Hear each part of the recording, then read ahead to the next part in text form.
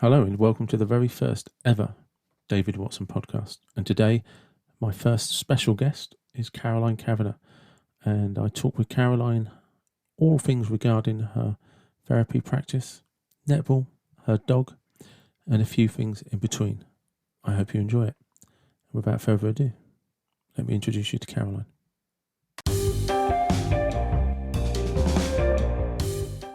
Well, yeah, it's looking very high tech. What you don't realise is literally before I got the notification to say you joined the meeting, this mic stand fell off the table and I was on the floor picking it up and all the pieces that went with it.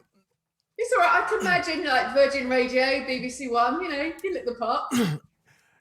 There's looking the part, and let's just leave it at that. Because, like I said, I actually discovered since I've had this mic stand, I thought it swiveled, and it's great. I love that. No, it just turns out I hadn't tightened the screw up properly that holds it in place. So, and that being then the best sort of example I can give of my technical knowledge.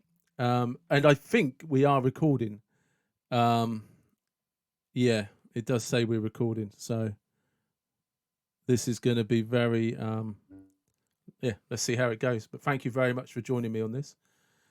And you've already cut out. Oh, no, you're back. You just completely froze at my end. Yeah, vice versa. You froze. Your picture froze as well. This is going to be good, isn't it? This is the great thing about doing something for the first time, isn't it? Is understanding whether or not these things are normal or is something you did. And if it doesn't work, we'll just do it again another time. Yeah, absolutely. No risk. So how are you? You all right? I'm very well, thank you. Good. Well. So it looked like the video shoot went well. It did go very well. Yeah, it was a lot of fun as well. A lot of fun. I was very fortunate with everything that Gid and Alex did, and we'll see how that goes. So, as I have very limited editing skills, I decided I wasn't going to edit this at all, and I'll just play it as it is. Cool. But I will give a shout out to Gid, who has actually done me a little intro music. So when it comes out, it will have that. So just a little disclaimer for everybody who may listen to this. Caroline is actually my therapist, my coach, my therapist, and definitely my confidant in so many areas of my life. But one of the things before we got into actually could you introduce your dog for me to everyone else?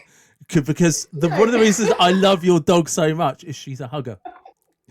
And as soon as I turn up, I'm going to get a complex about this because so many people, you get used to it as a parent that you become Nadia's mum or Eden's mum. Yeah. I was once introduced to someone as Sapphire's mum. It's like, no, that really is taking the piss. Yeah. So I had the most beautiful weimaraner. And most people don't actually know what they look like, and it's quite funny. It's one of those dogs that when people see them, they kind of go, "Oh, aren't they beautiful?" That's and it always makes me laugh because my mother-in-law could never remember the word weimaraner, so she said it sounds a bit like banana, and that kind of stuff, really. Just she's great fun, and she makes me laugh every single day, and I love her to bits. How long have you had her? She is 8 years old, just over 8 years old. We picked her up. In fact, I first met her when she was about 36 hours old. Wow. She was about the size of a mole. You could actually fit her on your palm. But Weimaraners are actually quite difficult to get hold of. Fortunately, they're not one of the breeds that are into the kind of mass market, big breeding scene now.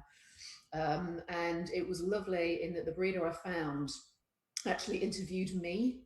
It wasn't a case of, I've got this dog, if you've got lots of money, you can have one. It was just like, no, my dogs only go to homes that are going to know how to look after them, because they are, a little bit challenging in terms of their characteristics. So yeah, when the litter was delivered, he basically phoned me up because I wanted a girl, and he said, there's only 2 bitches. So, if you want to have first choice, can you be here within the next 48 hours? And the answer was, yeah. And then we brought her home at 7 weeks old. So yeah, she is very much a part of our family in every way, shape, or form. Well, because I mean, one of the reasons I love her so much is when I come to yours, it's I can't. I'm allowed into the house, but then have to stop for hugs before I can Oh yeah, proceed into the kitchen to go upstairs. It's just like no, we need to have a little meet and greet session, and we're going to have a little hug, and then when we go to the she, kitchen, we're going to hug some she more. is she is such a diva.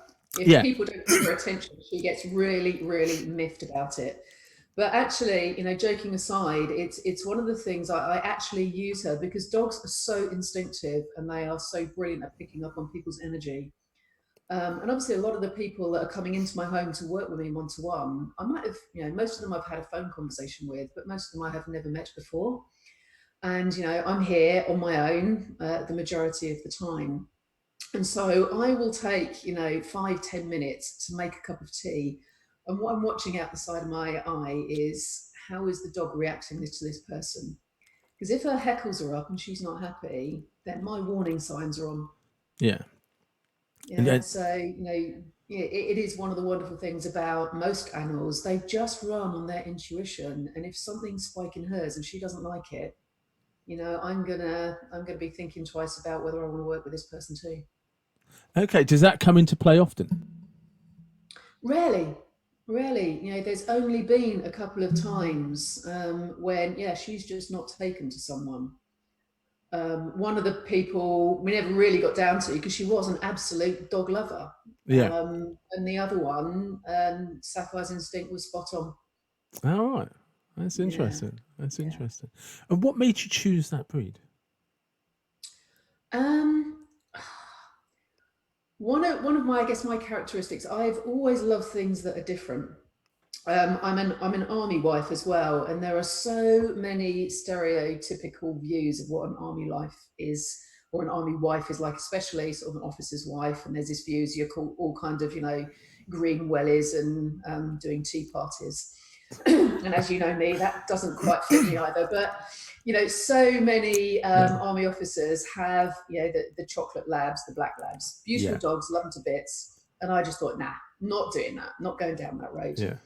And it was purely a family friend of mine. She had two, what they call German retrievers that are very similar, and they're just beautiful looking dogs. She is a very elegant looking dog. She's a gorgeous dog. Yeah, and on top of that, I'm slightly asthmatic, so having a dog that doesn't molt is beneficial. And yeah, it's just a number of factors that came together, and yeah, they are quite original. So in the village that I live in Wiltshire, there's only one other dog that we ever seen, and I just like things that are a little bit different.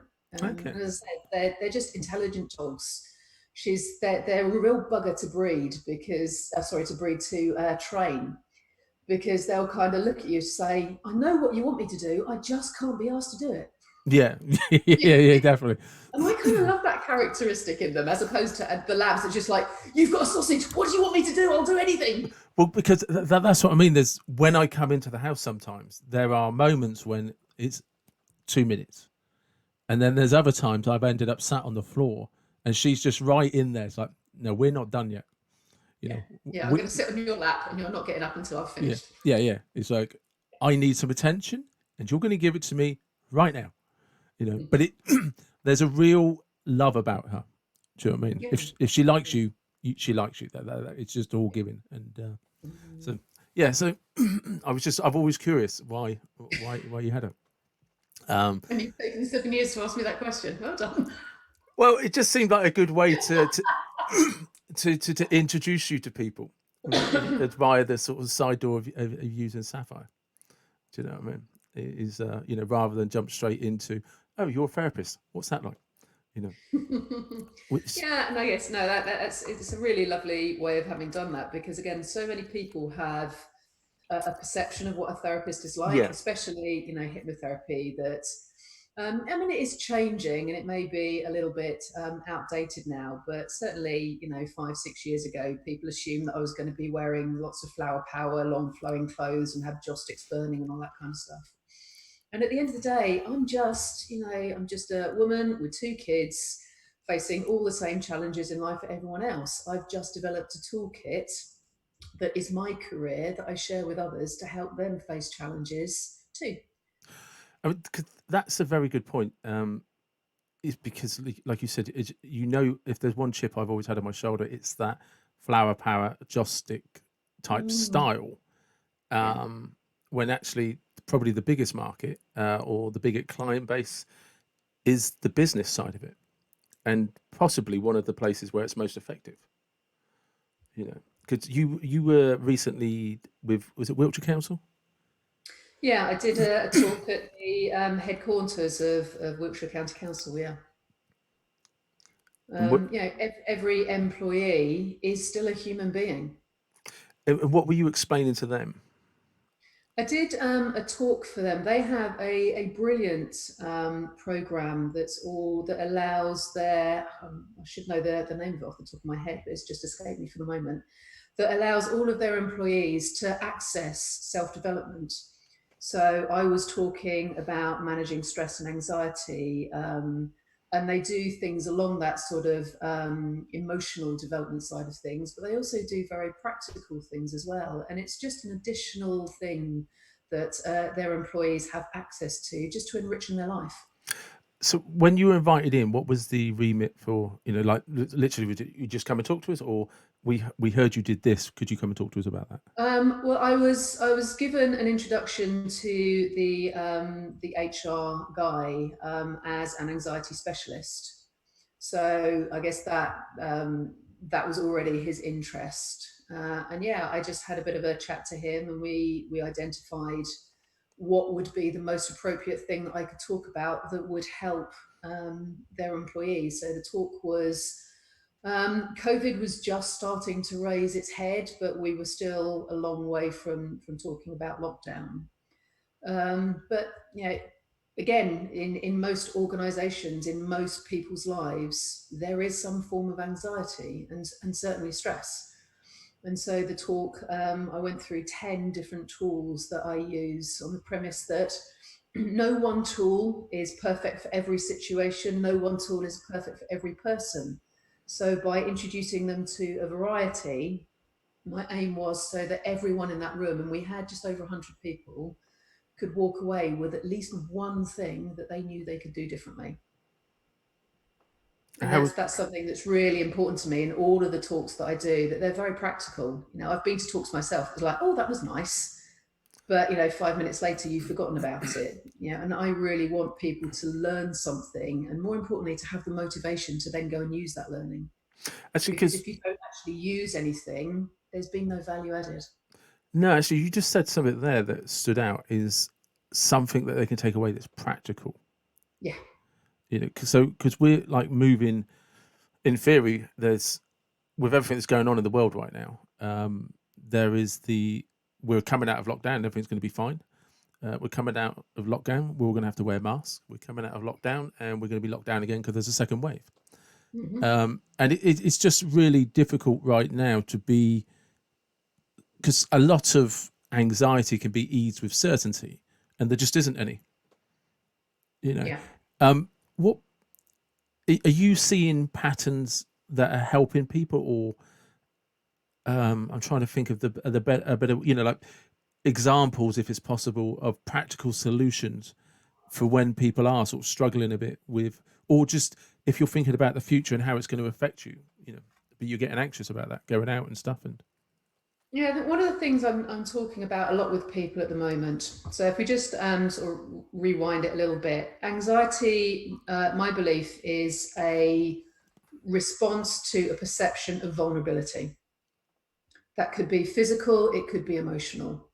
So hence, yes, when lockdown started, anxiety for a lot of people went through the roof because there's that vulnerability. Am I going to be furloughed? Can I pay my mortgage on 80% of my salary? Am I going to lose my job? So there was a huge amount of vulnerability. But now, 4 or 5 months in, whatever we are, a lot of that, people kind of go, okay, yeah, I can still make my mortgage. My job is still looking relatively secure. So what's tend to happen is in that period of those sort of 4 months or so, is there has been a constant change. And it's almost like change has become the new stability. And that for a lot of people is actually really, really good. I hadn't thought of it like that. Yeah. Because it allows them to recognize that, yeah, I was challenged, but it's okay. So we have in our language the phrase comfort zone. Yes. And we all understand I'm in my comfort zone. But the reality is, for a lot of people, the comfort zone isn't comfortable. What the comfort zone actually translates as is I understand how it works. So again, the sort of analogy that I often give to people that most people can relate to is, sadly, a lot of abused women, once they are, relieved from abusive relationship, often go into another abusive relationship because they understand how abusive relationships work. What they don't understand and what is actually scary for them is loving relationships. Change. So they drift back to something that they're familiar with, because that's what comfort zone is about. It's about familiarity. Yes, it's probably a better explanation of it. When we talk about going outside of our comfort zone, what we're actually saying is I'm going into something that I don't understand how it works. Yeah. So starting a new job, you're going outside your comfort zone. You don't know how it works. So I do a lot of work with teenagers when we speak about, the first day you started secondary school. It was all a big new because you might have gone from a little village school that was 150 kids, 1,000 people, wow, quantum leap. But then as we continue talking, they recognize that, on that Monday morning that they started, they'd probably been to the toilet 10 times. They had sweaty palms. Their heart rate was through the roof. That's your body preparing you to deal with something that you don't know. By Tuesday morning, a little bit better. By Friday, they were going in as if they'd been there all year. Yeah. Yeah. So a comfort zone is only uncomfortable for a very short period of time until you learn the rules. And as soon as you learn the rules again, your comfort zone expands. So bringing that all the way back to kind of COVID, a lot of people's comfort zones have expanded because they've learned to live in a period of vulnerability. Well, I actually written down the line you used because I like it. Could be a T-shirt. Change is the new stability. Yeah. That's... Yeah. And so, again, now in the phase that we're in, where a lot of people have returned to work or are returning to work, that's like the new wave coming in, because people are recognizing that what used to be the comfort zone isn't going to be the same anymore. Desks may be further apart, or it may be that only half the team are in at a time. And actually, ironically, that's even more uneasy than going back to something that you used to know. Yeah, familiarity is, yeah. So it's almost like if it's totally new, you kind of go in with all of those resources ready to face something that you don't know anything, but something that you used to know but isn't the same anymore just feels quite awkward. Yeah, definitely. Yeah, but the same principle. You'll be back at work for a week, getting used to everyone not being able to use the coffee machine. You have to take your own kettle in or whatever it may be. There'd be trouble if I couldn't use the coffee machine. Or people not having lunch together in the same way. In a week, in 2 weeks, that's going to be the new norm, the new comfort zone, and it will be fine. Okay. Yeah, no, I like that. So I can see some cogs turning in your head there. I still, it's that change is the new stability. I really like that as a tagline, because actually, as you were saying, it's comfort zone is really an illusion in the word, because you're not comfortable. It's just you're used to it. Yeah. And it's and in the majority of cases prior to COVID, if something changed in your life, it typically was only one area of your life.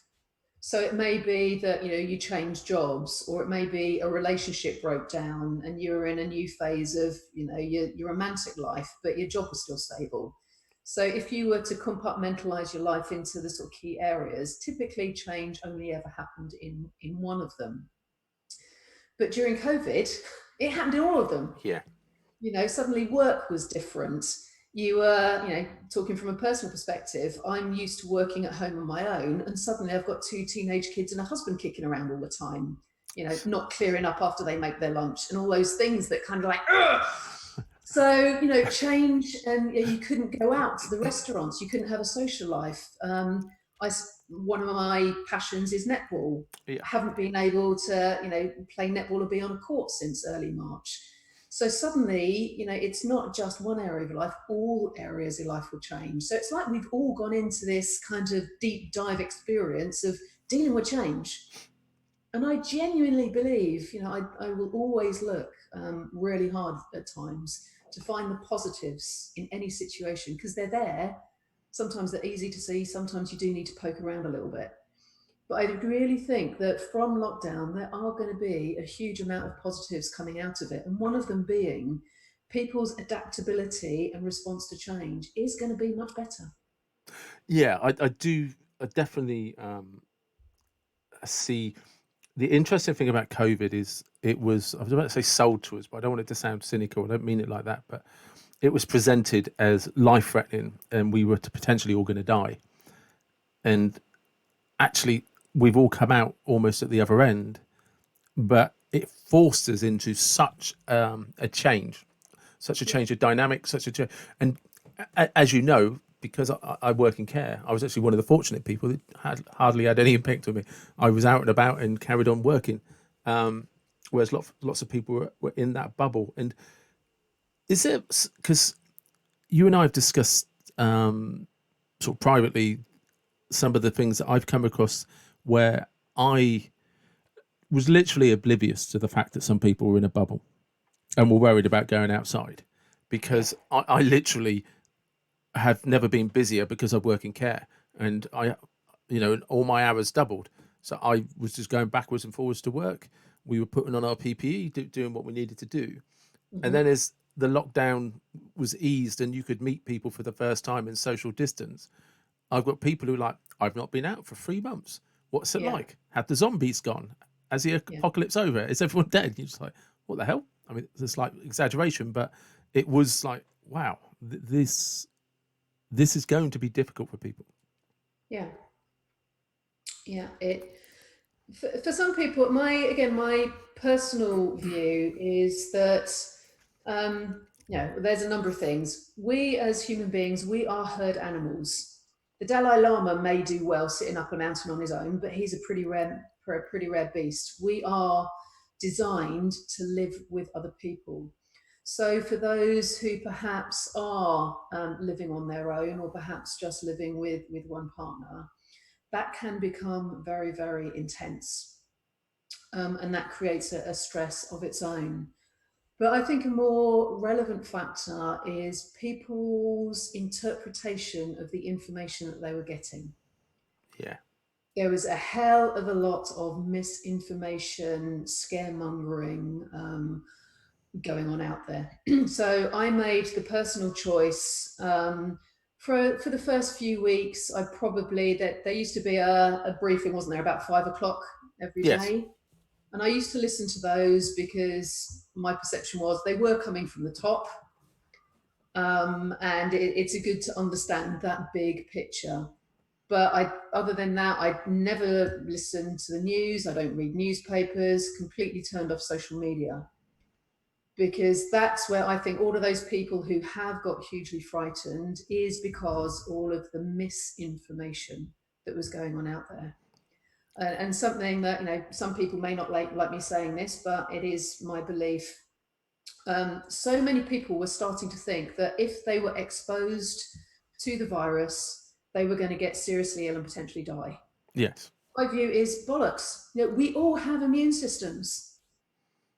And I think it's now starting to come out and be shown that a lot of people actually had it and may just thought they had a cold. Yeah. Yeah, there's a family in the village that I live in. Both of the adults are GPs, and they've been tested. The whole family's been tested. They all had it, and they can track it back to all thinking that they had flu back in February. Yeah. So, I had a period again in February where I thought, I'm just ridiculously tired for no normal reason. So it may be that I had corona at the time and my body was just working blinking hard to fight off that. But fortunately, because I invest a lot in my immune system and staying healthy, I didn't actually get any symptoms.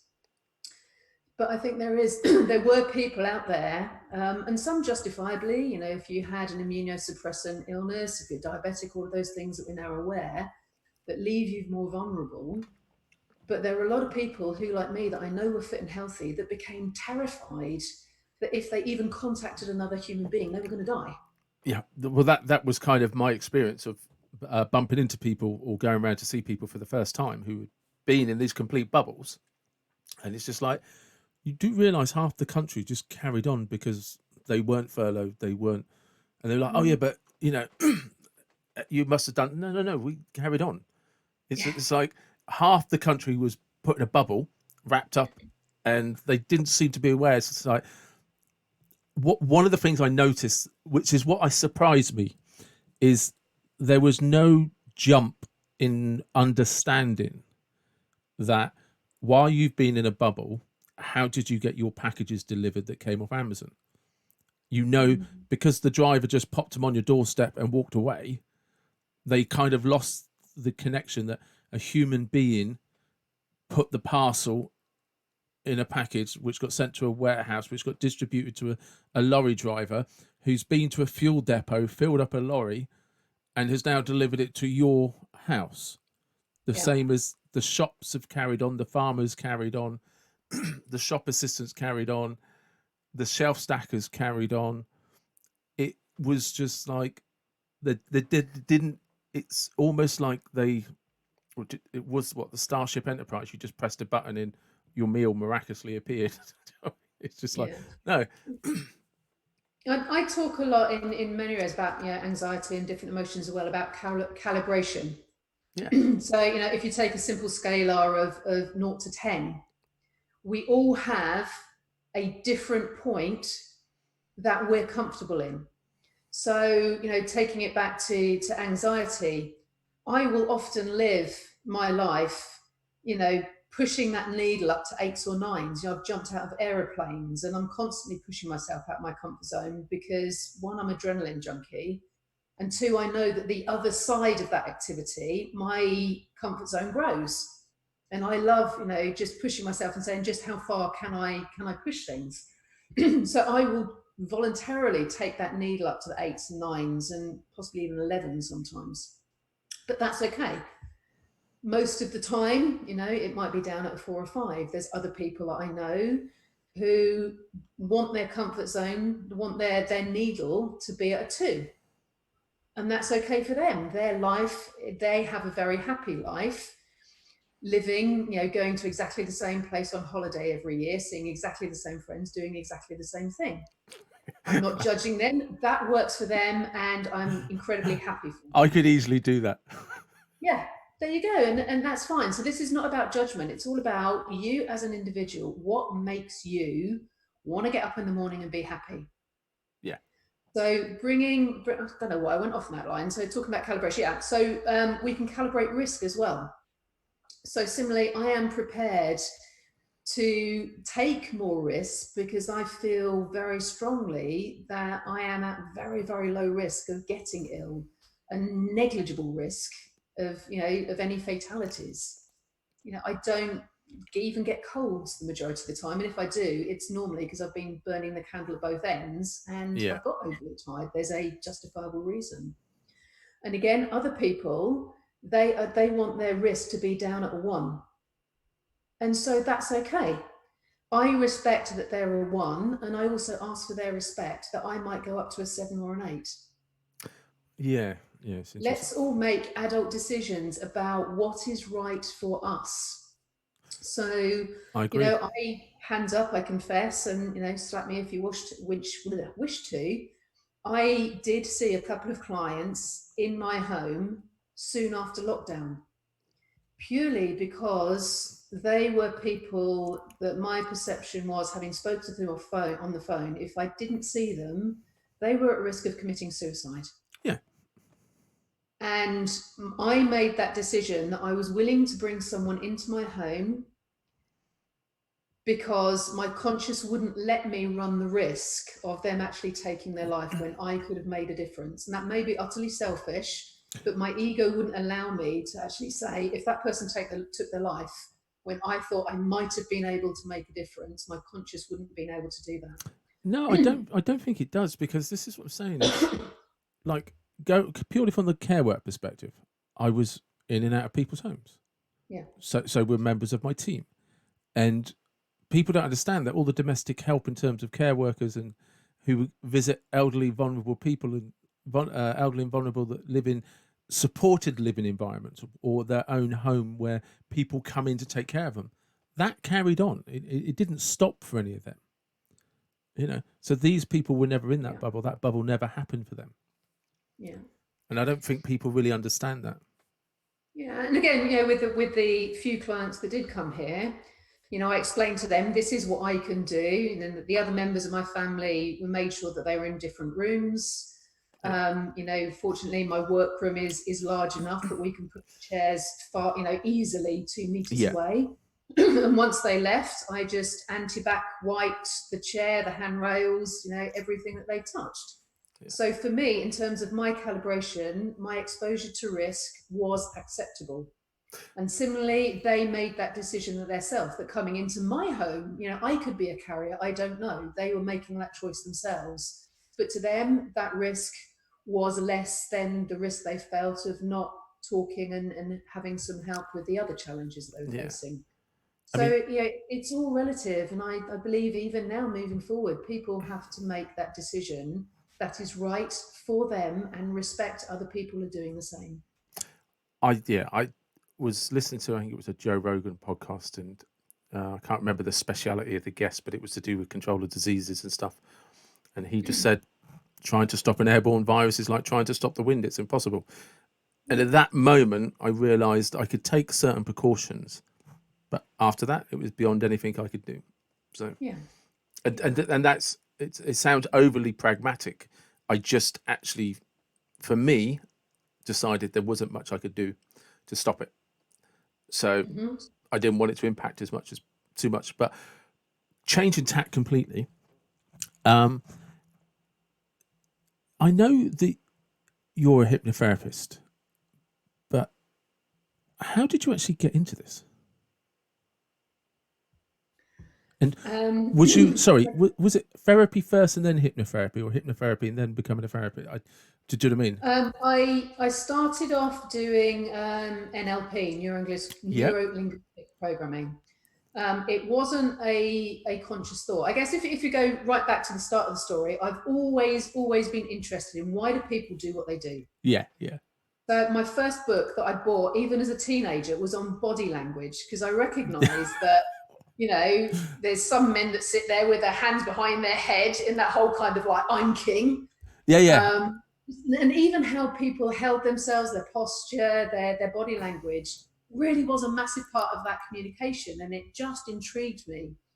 I had a place to study psychology at university, but for a number of reasons didn't go. But that seed has always been there about what makes people tick, what makes people do what they do. And then I ended up marrying my husband, and we moved from living in London to living in a deep dark corner of Wiltshire, which was one hell of a culture shock. And a few months after being out there, he then disappeared off to Bosnia for 6 months. So I was left in this place where I didn't really know anyone. As an army wife, not really knowing, apart from everyone wears green, what the hell does that mean? And during the week it was okay because I could keep myself busy with work, but weekends were shit. They were hell. And so any opportunity I got to fill my weekends, I would just jump at. And this friend phoned me up one day and said, oh, I've just booked on this NLP course. And without even drawing breath, I said, don't know what NLP is, I'm coming. Because it was an opportunity to fill in a weekend. The roots of the adrenaline junkie right there. Yeah. And so we traipsed off down to Canterbury, and still not really knowing what NLP was. And all I can say, it was like putting on an old comfy jumper. I just sat there for 3 days thinking, this is what I was meant to do. Okay. I love it. I get it. And to me, it felt easy. So at the end of that weekend, I signed up for the certification level, did that. A year later, went back and did the master's level. And there, NLP is very good in many ways, but there's a lot of things that I wasn't comfortable about it. I nearly failed my master level because I kept going what the teacher called off-piste. You're Yeah. supposed to state a script, and I'm like, yeah, but this script doesn't fit this person, so I'm going to go off-piste, and that wasn't allowed. And so, yeah, I nearly failed. And I didn't like that kind of regimented approach that I had been taught. Cut forward a few years, we ended up in Germany. I've got two very young kids, and Nick is quite senior, so people didn't really want to work with the boss's wife. So I didn't get much opportunity to actually use this sort of toolkit that I developed. We came back to the UK, and Nick phoned me up one day and he said, I've just interviewed a sergeant major, and he said, you won't believe it, he's also a hypnotherapist, and I think you should have a chat. So 3-hour conversation with this guy later, I asked him what course he'd done, and ended up signing up to it myself, because it just epitomized everything that I wanted to do, to just be taught a whole range of tools, so I can go, right, I'm working with David Watson, so I'm going to use tool A, F, and K. But then I might be working with Sheila, and I'll use tool B and G. And then I might be working with, 14-year-old Toby, and he's going to use tool W and K. Because it's about using the particular techniques that that person needs at that time. And that's what I've continued to do, and continue to just keep adding to my toolkit. Yeah, because I suppose that's very much the coaching side of it as well, isn't it? Is understanding the way that different people respond to different techniques, and when you introduce them and when you try something different, it's learning where the curves are with people and how people respond and how they adapt to whatever. Because you often say, when you're talking to me, we're doing sessions and stuff about what you have in your toolkit, and how life is about, like, you have this for this scenario, this for when you're doing this. And it's a lot of, especially what you taught me, was understanding when the tools I had were aiding me and when they were sabotaging me. But it was the way you were able to see me, help me see that was, it's really easy to think positively when you're in a good mood. Yeah. But if you are down and someone says, oh, have happy thoughts, you just go, oh, fuck off. Yeah, that's 100%. No, can't do that, because at that point that tool is out of your reach. So hence, I have what I call my first aid kit. They're 3 tools that when you're even in the bleakest of places, you can use. Anyone can do it. And they're very, very simple ones, even just changing your posture.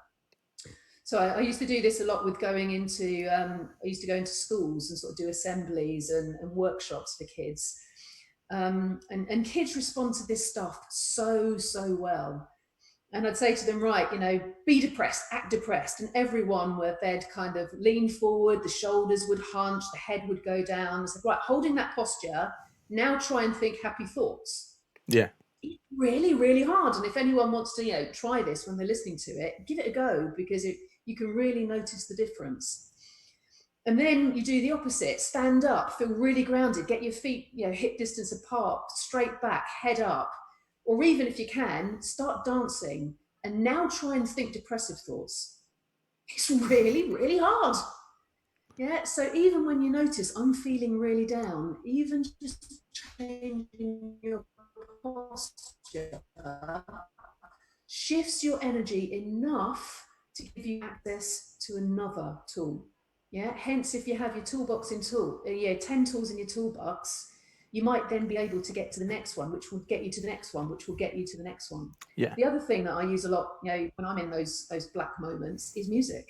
On my phone, I have a playlist of about 12 songs, and it doesn't matter how miserable I am. If I listen to those songs, it lifts me. Yeah. So, it's another thing that I ask a lot of my clients to do, is put that playlist together. And it's lists of, I like kind of Latino music, and as soon as you put something on, I just can't help starting to jig, and then the feet goes, and it's like, oh bugger, I'm dancing. You've shifted that energy. I've got a couple. One of them in there, as I said, I threw myself out of an airplane a few years ago. I got back in my car, and the first song that came on the radio, it was almost like it was waiting for me to turn the radio on, was a Sia song called "I'm Alive." Ah, right, yeah, And I sat in my car and I just roared yeah, because it was so flipping funny. You know, I've just jumped 15,000 feet. I'm alive. yeah. I won't try and sing it because I'm nowhere near Sia. But, you know, every time I listen to that I was song, waiting for the rendition. no, your listeners would actually turn off at that point completely. Um, so, you know, whenever, even now, I mean, that was 3-4 years ago, maybe, I still, when I listen to that song, I can feel an adrenaline rush Yeah, because the association is so strong. So, you know, we've all got those bits of music that take us back to a lovely memory, a childhood memory. It might be someone's first dance at their wedding. It doesn't matter. mine is cheesy 80s pop. Yeah, no, why doesn't that not surprise me? Some, you know, like as soon as you said that, I was thinking, Wham. Yeah. You'll wake me up before you go, But or look something at you like now, you know, I've got the privilege of seeing you on video. You've just lit up. That's it, because you and I were talking, and music starts playing through your head, you know, and I don't know why it is, because as you know, I'm more of a reader than a music person, and I can listen to anything, but the stuff that will get me out of a mood is cheesy. Everything from S Club to Wham, you know, if it's cheesy pop culture, I'm all in, you know, and it's ridiculous. Can you imagine, you know, if you were, you know, we all have really down days, down periods. If you were in your bleakest of moment, if you listened to Wham, would you feel differently? I can't say I wouldn't, because as soon as we started talking about it, there was two things I became aware of. As soon as we started talking about that music, I suddenly started thinking of all these cheesy songs, you know, like Nina 99 Red Balloons, S Club 7 Reach, do you know what I mean? Wham, Wake Me Up Before You Go Go. And then the other thing I became aware of is I don't listen to any sort of down or moody music if I'm not feeling good, because I'm aware that it suppresses my mood. But I hadn't actually given much thought until you mentioned it, of how much the cheesy stuff really lifts me up. Yeah. So another metaphor I use quite a lot is that I don't even know where it came from. It's that adage that it takes a lot of work to get a big stone rolling, but once it's rolling, you can move it very easily. Yeah. And that's the same principle. So listening to, you know, a couple of tracks of Wham are not going to get you from being down in the gloom to partying, but it gets the stone rolling. Yeah. And once it's rolling, you keep rolling much more easily. And it's always, you know, regardless of whether I'm dealing with someone that's struggling with depression, anxiety, whatever it may be, it's taking that first step. So a great example was I was working with someone last week. He'd you know, got himself in quite a dismal place, and I pushed him way outside of his comfort zone, to the point that he even stood up at one point and went, "I really don't like you." It's like, okay, that's fine, you know, I've got a thick enough skin, and I'm not here to be liked, I'm here to help you, and you are going to do this. And it was all about making a phone call to someone, and he didn't want to make this phone call, but, you know, all credit to him. He got on his phone in front of me, contacted this guy, and long story short, this was a long-term friend that went back many years that he'd lost contact with, and felt so guilty that he'd lost contact that it was too hard for him to then get back in contact. Yeah. But that guilt was absolutely eating him alive. And I said, you just got to phone him. He phoned this guy. This guy picked up his phone literally within, you know, 2 rings. He was in the Southampton hospital, about to go down for a major cancer operation. Bloody hell. You know, if that's not synchronicity. Yeah. So this guy then, you know, his long-term friend went down to his operation knowing that his friend was in his thoughts, and this client could say, "I love you, mate. I missed you, and I'm going to be there when you wake up." That's cool. That's cool as fuck. You know?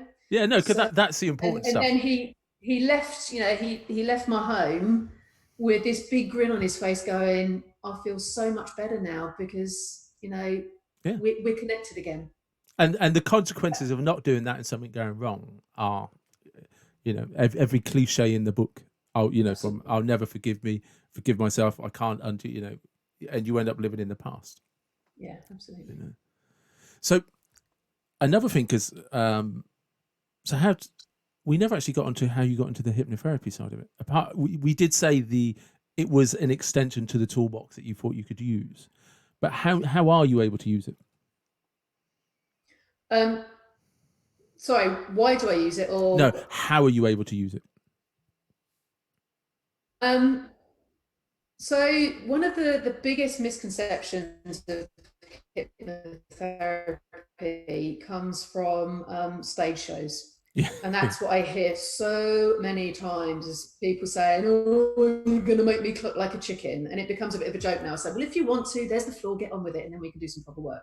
yeah, Um, so it's one of the things that I always go through when I first meet people is, yes, when people are on stage, they are hypnotized, because all hypnosis is a different brainwave pattern that we're all in at the moment. yeah. So you've got two halves of your brain, the conscious mind, which is kind of largely located in the bulbous front of our head, and the subconscious, which is lurking deep down in the back at the top of our spine. When both of those parts are busy, you're in what's called beta brainwave activity. And if you were to wire someone up to a brainwave machine, those waves would be very closely compacted, very up and down. So it looks really, really busy. That's beta. When you start to relax, so you may be, chilling at home at the end of the day, watching crap TV, you go into alpha. And that just means that both parts of those brains are just a bit more chilled. They've dropped down a couple of gears. It happens all the time. There's then theta and there's delta, and each of them are just getting, the brainwaves are getting quieter and quieter. Where we can do the work that is so powerful under hypnosis is by getting someone into theta brainwave activity. The most common time you see theta brain activity is in a toddler. So I can say to a 3-year-old, a man in a red suit's going to come down a chimney on Christmas Day and leave you presents. They go, brilliant! The fact that they haven't got a chimney, totally irrelevant. Just bypass them. Okay, there's a spoiler here for people if your kids are listening. Yeah. Oops, sorry. So it's what I call sponge mode. Yeah. It's like the conscious mind, that rational, intelligent part of you, has gone to sleep. The reason it's there in a 3-year-old is it hasn't actually developed yet. But bringing theta brainwave into adulthood, your conscious mind is just kind of bowed out a little bit, which means that access to the subconscious is wide open.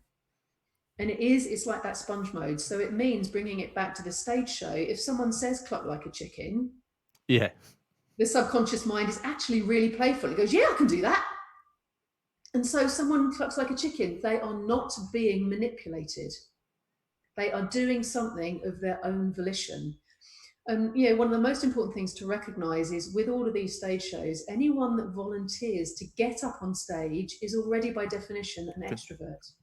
And they're already consenting. I don't think people understand that there's this kind of sorry to cut you off there, but there's this kind of misunderstanding that on a stage show that they can make you do something you don't want to. Yeah.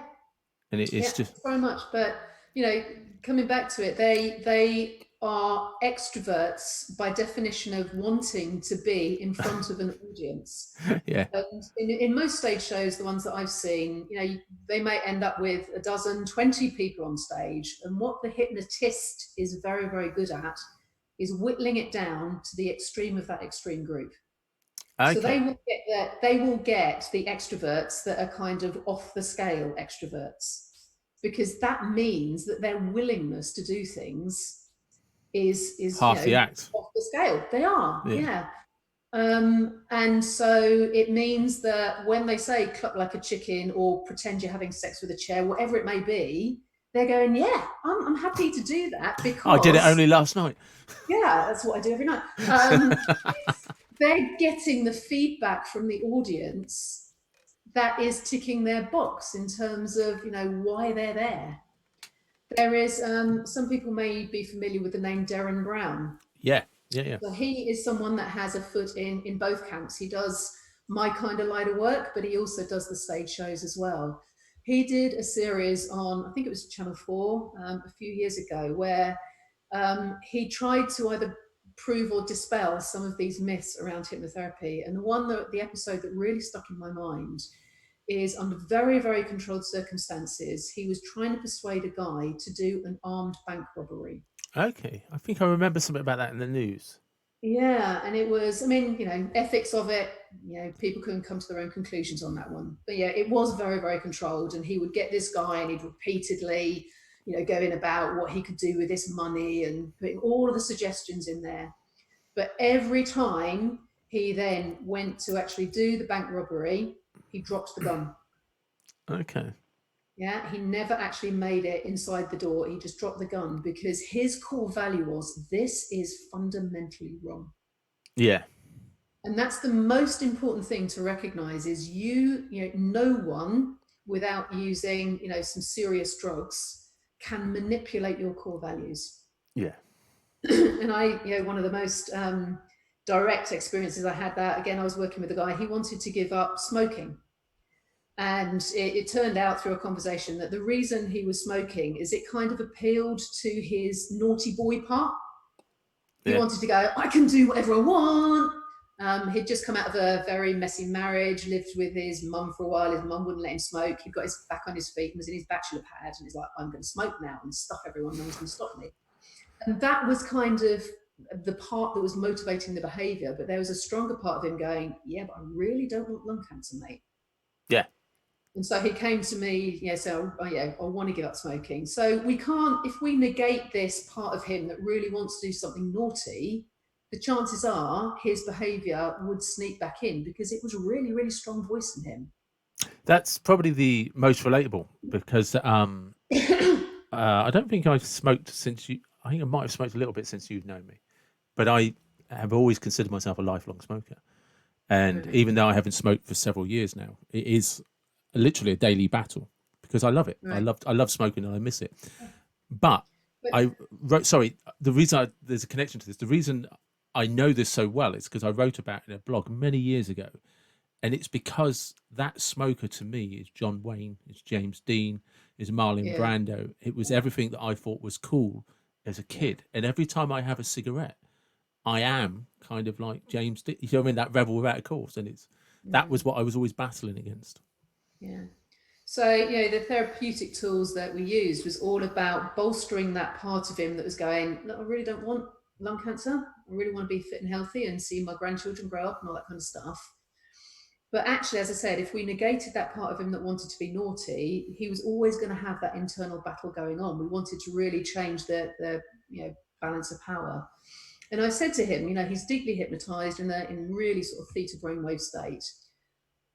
Is there something that you can do that's going to keep your naughty boy part happy that doesn't involve cigarettes?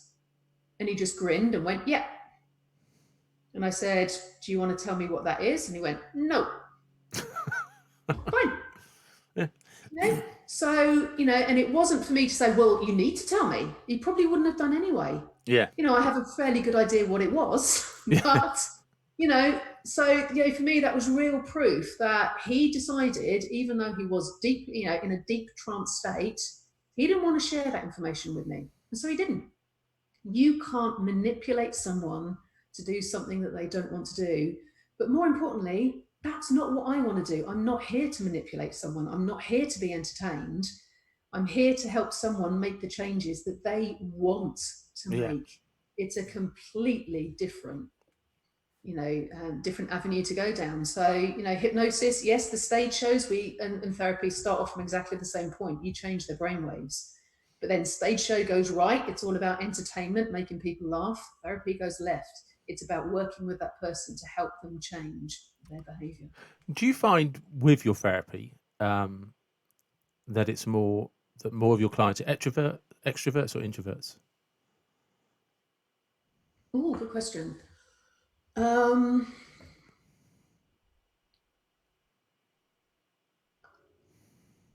I think the clients that I see are pretty much a representative slice across society generally. Okay. Yeah, so I will see some people who are great extroverts. I will see some people who are other end of the scale on introversion. And actually, it really doesn't matter either way. No. If you are extrovert, it doesn't make you easier to be hypnotized. If you're introverted, it doesn't make it harder, because like we've already discussed, it is just a natural function that your brain can go into, from changing from beta alpha into theta, that you do every day anyway. All I do is just teach you a process that gives you control of doing it. And I take it this is a process they can then take home and use as part of their daily toolkit, sort of thing. Just by doing it once. In the Just first session, you learn how to do it, you can then do it. And it's a bit like, learning to ride a bike. yeah, You might be a little bit wobbly at first, and the more you practice it, the more you can do it easily, to the point that you jump on a bike without thinking about it. So I can get myself into really deep theta brainwaves within seconds. I've been doing it a long time. yeah, yeah, of course. And getting people through the door, like, because you and I have discussed this over the years, how attitudes are slowly changing, and Yeah, there's different generations that are more, no, it's okay to actually go and see somebody because I yeah. can live a better life with some input from somebody.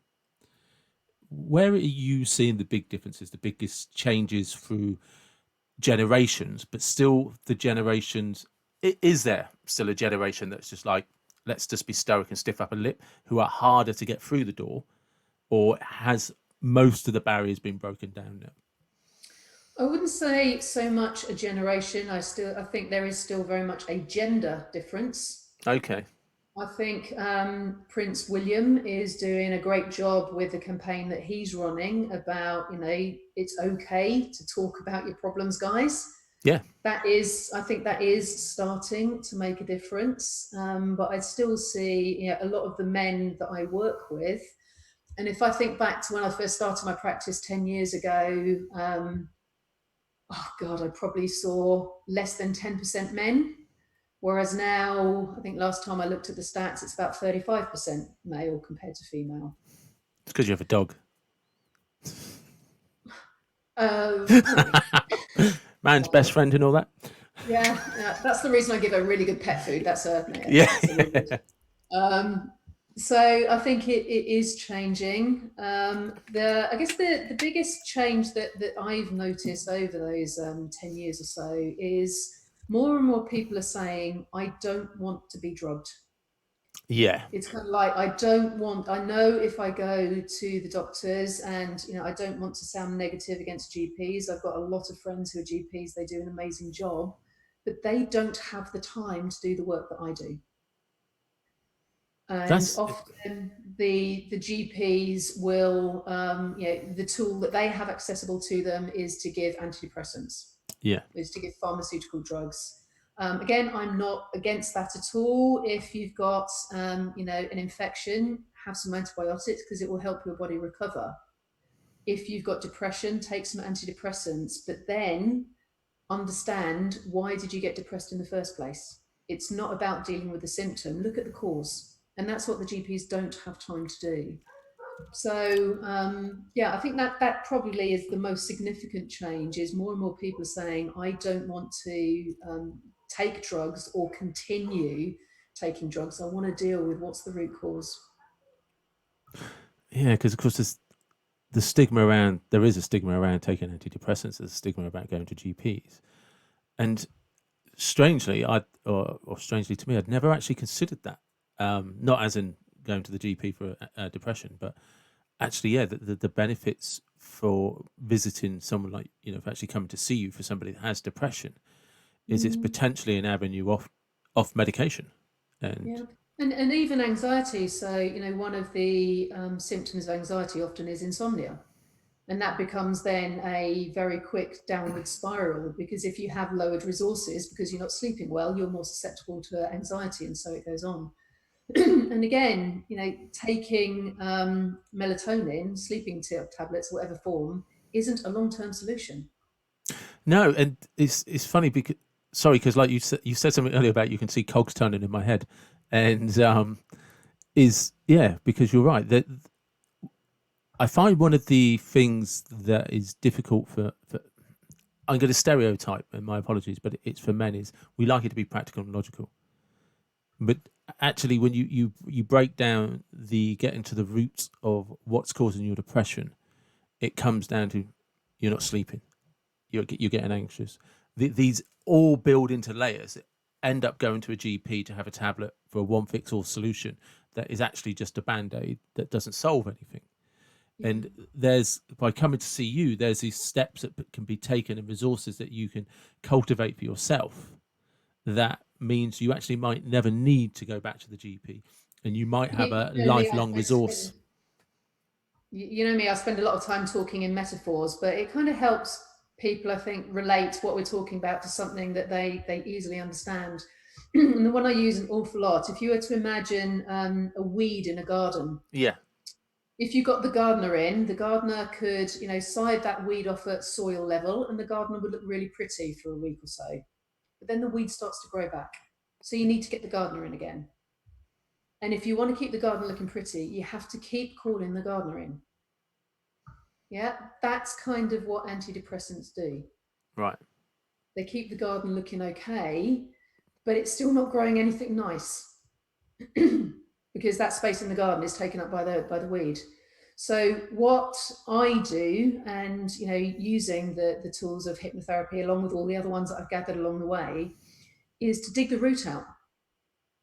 We go in with the trowel, and actually, more importantly, I don't go in with the trowel. I give the client the trowel because it's their root. And they pull it out because when the root's out, you don't need the gardener anymore.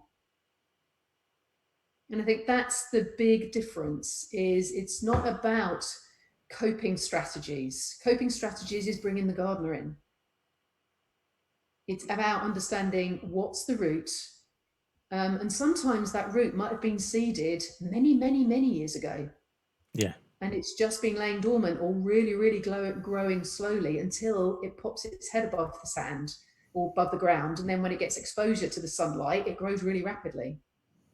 And I always, when I talk about this metaphor, in my mind's eye, I can imagine a dandelion.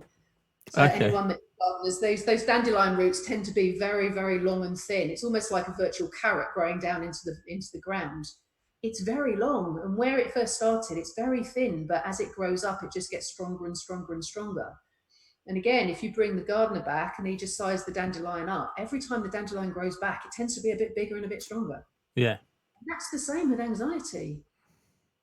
One of the clients that really sticks in my mind, she came to me because she'd developed a phobia of driving. And so her story came out that she'd got lost in the middle of winter in the middle of Oxfordshire, where there was no street lighting and her phone battery died. So she had no way of bringing up Google Maps. She didn't know where she was. She couldn't contact her husband. And understandably, she was terrified. So that part of your brain that's responsible for giving you safe went, well, this is crap, so we're not doing that again. We're not making ourselves this vulnerable again. You're not driving at night anymore. So every time she thought about driving at night, that part of the brain went, well, no, we don't go there, remember?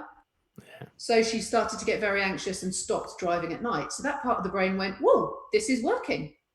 I'm not vulnerable anymore. What else can I do to keep me safe? I know, let's make sure she doesn't drive anywhere that she's not familiar with, because that makes her even safer.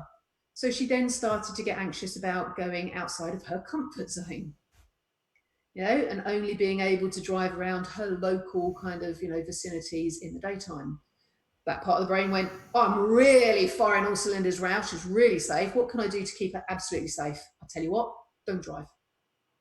Crazy, isn't it? That's how the brain works. It's not there to screw you up. It's not there to destroy your life. It's there to keep you safe. It's the fundamental role of keep the you alive. primary part of the subconscious mind is survival. It just adds 2 and 2 together and makes 6. And until someone comes along and says, no, 2 and 2 is 4, it will keep believing 2 and 2 makes 6. That's good. I like that. I'm conscious of time because I know you're a bit busier than I am. One of the things, there's 2 more things I wanted to get in if it's possible, is could you just tell people, I think it's on Facebook where you have is it where parents follow your blogs and stuff for teenage anxiety? Yeah. It's one of my passions. I love working with teenagers, but being a mum of two teenagers as well, I recognise actually it's quite tough on the parents. So whilst I work with teenagers one to one, I've got it's a closed Facebook group, and I work quite hard to make sure that anyone that asks to be a member, I kind of do as much due diligence as I can to make sure that they are a parent of teens. And we just talk about teen stuff, with a focus on anxiety. It all started around exam stress. That was my initial motivation, and it just escalated and grew and grew. So people will talk about self-harming, they'll talk about social media, low self-esteem, all of those kind of things that are common. Whilst I will share, a lot of the techniques and tools that I have to try and again help other people, it's become an amazing forum where people can just say, "Look, I'm facing this challenge. Has anyone got any ideas?" And in fact, those posts get phenomenal, much more response than any of mine. But I love it. And even some of those responses are like, I haven't got the answer, but I'm with you. I get you. So that's because when you've discussed it with me before, there is that sense of how it's not kind of you on a stage Yeah.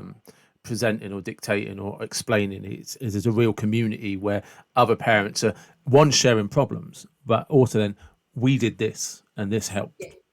Yeah. Or it may just be, and as I say, some of the posts that I really value is where someone says, my son's doing this.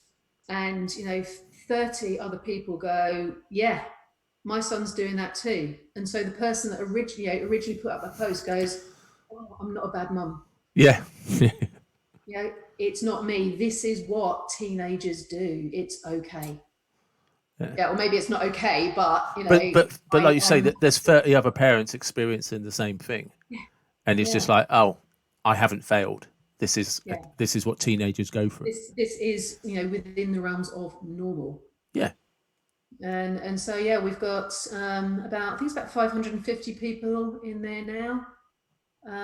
And yeah, I'm actually really proud of it to have created this forum where people can just go as a safe zone to talk about things. Every now and again, because I put quite a lot of effort into myself, I get a bit miffed and go, put all these posts in and no one, I might get 3 likes. It's not worth it. I'm wasting my energy. And so I'll have a little mini tantrum and go, right, I'm closing the group down. And then I get all of these emails and private messages going, no, we really rely on it. And I know we don't comment, but please don't. And so that renews my energy to do it again. It has value. And And how yeah, I'm does really carry on putting that effort because people get something out of it. and how do people find that Facebook group? It's simply called Teen Stress 101. Teen Stress 101. Teen Okay. Stress 101. So if you look for that group on Facebook, you will be asked to apply. So it's, as I say, and I will take a look at your profile. If I can't see any teenagers on there, then I might message you directly and just say, just verify for me that, because obviously, sadly, there are some people in the world Yeah. that try and do things for other reasons. Yeah. And I want to make sure that we're as protected as possible. No, absolutely. I mean, that's Teen Stress 101, isn't it? It is. Okay. Lastly, netball. Who do you play for? I play for a club called Spire Reds, and actually, at my slightly maturing age now, I went back to playing last summer, and it was funny. So I put it in perspective.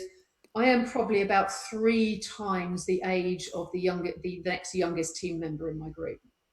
But I went onto court with the mentality of those 16-year-olds. And the umpire at the time was a friend of mine. At one point, she sort of grabbed me and went, Caroline, what the fuck are you doing? Calm down. Because in my head, I was like back to that, I'm indomitable. I can run everywhere and catch every single ball. So I couldn't move for about 3 days afterwards. So now I can't tell a little bit, but my passion around netball is umpiring.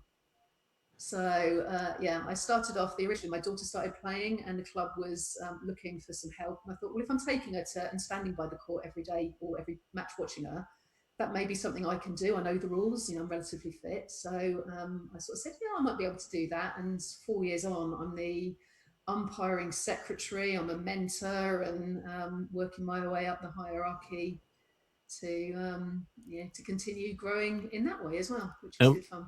what position do you play? Well, on the basis that I'm 5 foot, not quite one, I'm only allowed to play in the middle of the court. And most of the time, actually, because I'm just not tall enough to be at the end. People just laugh at me, so I just run around a lot and get in people's ways. Yeah. But if there's anyone out there that's listening that's short, you can probably relate to. If you're short, what you do is you learn to jump. Yeah. So ironically, even though, as I say, I don't quite hit 5'1" on the tape measure, I was my local county school's high jump champion. Well, it's interesting you say that because, as you know, I'm only about 5'7", 5'8", and I always got to county every year for high jump. Yeah. Do you know what I mean? I always so won an yeah, area, and I'm no good being in either end of the court in the D's at netball, because you can't necessarily jump when you're marking someone or shooting, but yeah.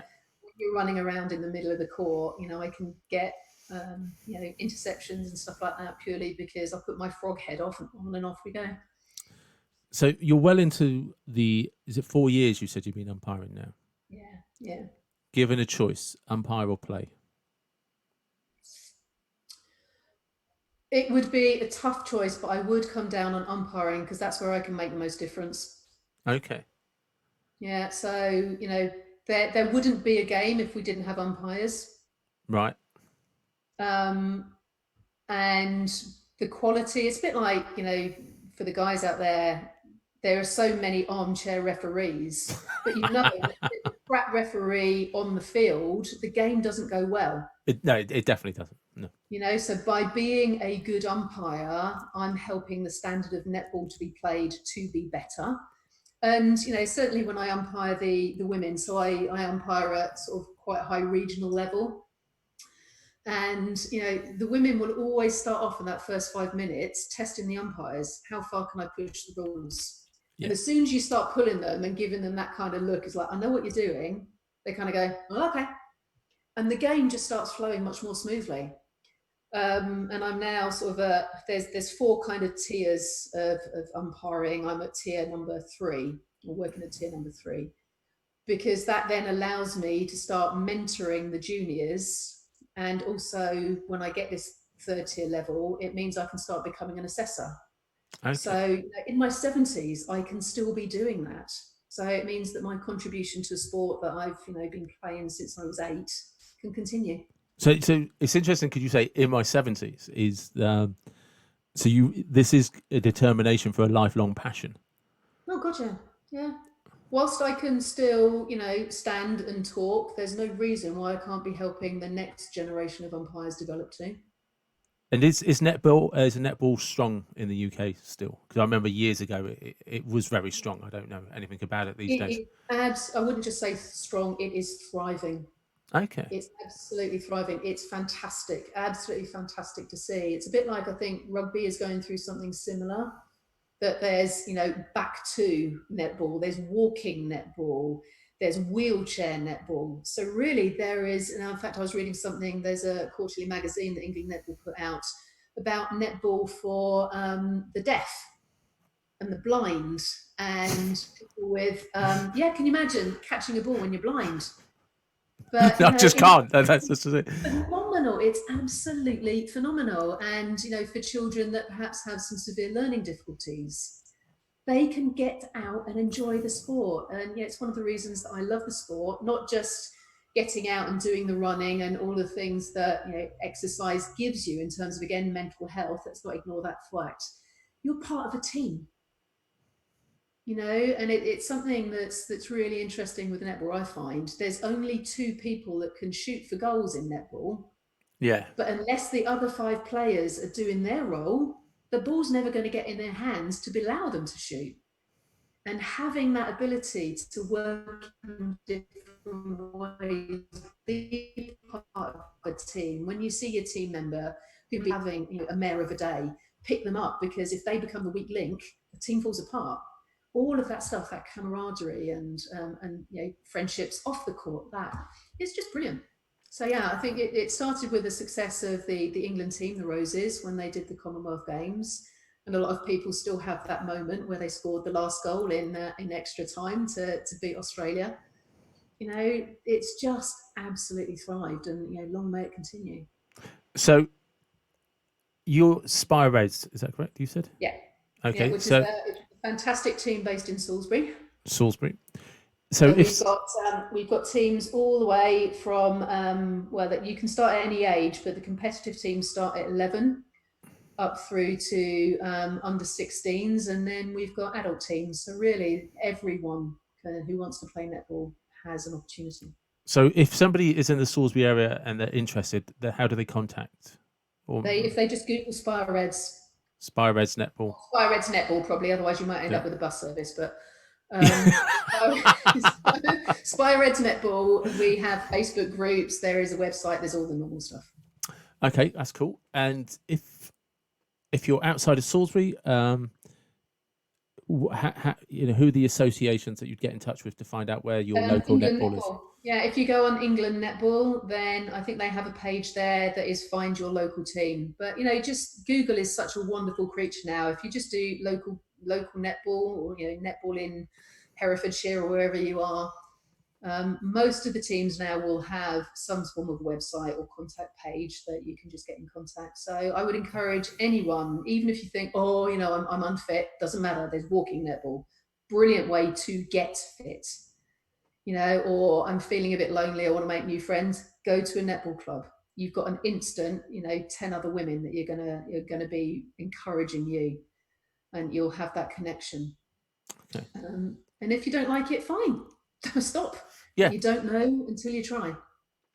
And change is the new stability, as you said. So There you go. So just to round up, could you tell me a little bit about your book, Anxiety Alchemy, isn't it? Anxiety Alchemy, yeah. Anxiety Alchemy is a book that I wrote a few years ago now, and it really puts a lot of the tools that I use into a usable form that someone can do on their own. So it kind of starts off with it's best to think about one area of anxiety that you have. It's not going to transform your anxiety, general anxiety disorder, just by reading a book. But if you say, for example, okay, I have a phobia of dogs, which is quite a common one, and you just work through it with that phobia and learning how to use the tools. And when you feel that phobia releasing, you can then go back to the beginning and say, okay, that's worked. So now how can I apply it to the next thing? So, it very much is a way of learning how to use some of the tools that I would use with you face to face, but you're doing it on your own just through learning. Reading the book cover to cover isn't going to make much of a difference. Yeah. It comes back to, I can have a toolbox full of tools. In fact, I've got a saxophone in my bedroom that hasn't seen the light of day in 10 years. I can't call myself a musician because I don't bloody use it. So, it's the same. You can read the book, and if you might learn one tool that, 3 pages of reading, put the book down and use that tool for a couple of days. Then pick the book back up, read the next 2 pages, learn the next tool. Try that for a week. It's a real dip in and dip out. But I can say with absolute conviction, the tools work. It's about your choice of whether you choose to apply them or not. It's very readable. One of the things, it's funny, people often say to me, whether they've read the book or blogs or whatever it may be, is when we meet you, Caroline, it's just like we read you. I don't know how else to communicate. I can't do posh. I try and do academic sometimes, it doesn't necessarily work. So how I write is how I talk. So when you're reading that book, it is like I'm talking to you. And so, people that have got the book say, yeah, it's very digestible, very easy to understand. It's not academic, it's just very, very practical. Cool. And your website is? Website's very easy. You just need my name. It's carolinecavanagh.co.uk. And I'll make sure there are links in all of the social media that we do. And And that's, I take it, is a great place to sign up to your newsletter. Yeah, there's I send a newsletter out. The aim is every couple of weeks. Doesn't always hit it, but that's my target. And in that, I just share, so again, some of these tools. There's a link to at least one of my blogs and sometimes other people's that goes into things in more depth if you want to. There's a load of free resources on there. So there's an ebook that's got a lot of the stress tools that you can download and access, and other little exercises that I know are very, very powerful. Loads of case studies, because again, it's not just me saying this works. Go on and read and see what is possible, because you might find a case study on there that you go, wow, that's just like me. Yeah. So yeah, there's lots of stuff on there. And again, it just helps if you feel that you don't really understand much about hypnotherapy, the bits on the page will help improve that level of knowledge, so you can make an informed decision as to whether it's you or not an uninformed one. Yeah. Okay. Right. I mean, I'm actually going to ask you, although I'm going to cut this for editing purposes in a second, we're going to say goodbye, then I'm going to ask you to hold on so I can talk to you about something else quickly. So yeah, big thank you for joining me today on my first ever. Pleasure. Thank you for asking me. It's always a pleasure to talk to you. I actually didn't know who else to ask. I was just like, who actually might be, he might actually really screw this up, but it'll be all right. I'll go with it. So it's just like, Caroline will be the most understanding person I know. So, I genuinely, a big thank you. I really do appreciate you supporting me with this on what is my first ever podcast. So, yay! And that'll be where we cut that. At home, you might be able to talk about what's going on at work, or we work more closely together, and I'll hold your hand in certain areas and bring them up to a level playing field. And that's what I do with you. And I help you see the wood for the trees. We take all the pieces of the puzzle